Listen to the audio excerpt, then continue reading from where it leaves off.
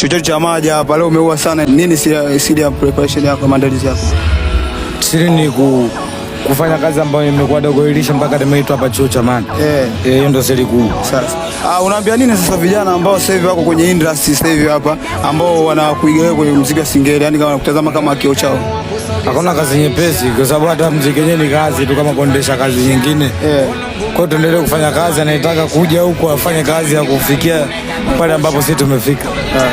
Dogo Elisha, kama Dogo Elisha, neno moja ambao unaweza kuambia wasomi sasa hivi hapa ambao kwa mavioni, je, una idea au ushawaza siku moja kuja kumiliki lebo yako?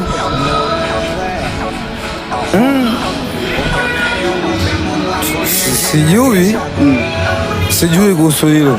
Sababu mimi ni msanii, tunachojua mimi ni Dogo Elisha, nafanya kazi kama Dogo Elisha. Hizo project nyingine na maana kama zitakuwa zipo attention, basi na maana management zitaweka wazi kuhusiana na mambo mengine. Sawa. Baada ya kuibuka kwa Dogo Pattern, waitokea sana, yani waitokea sana kucomplain kwa Dogo Elisha sasa hivi ameibuka kwa kisasi baada ya kuona madogo anakuja yani kumfunika. Je, haya maneno kwa kweli kama Dogo Elisha na ni mkongo kwenye muziki, young legend kwenye muziki, unakanushaje wasomi sasa? Sijui kitu cha kukanusha kwa sababu mimi sio shabiki.